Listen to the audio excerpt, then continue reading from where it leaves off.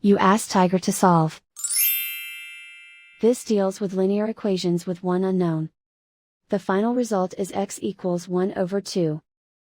Let's solve it step by step. Simplify the expression. Expand the parentheses. Simplify the arithmetic. Expand the parentheses. Group like terms.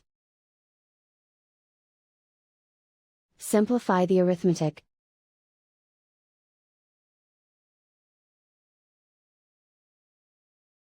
Group all constants on the right side of the equation. Subtract 39 from both sides. Simplify the arithmetic.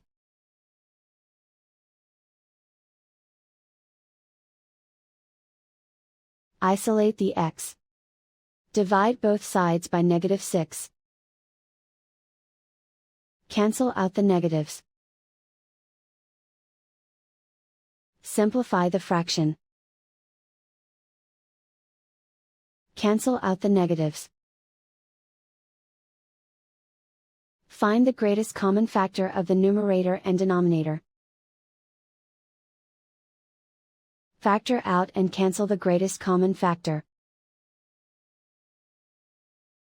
And so the final result is x equals 1 over 2.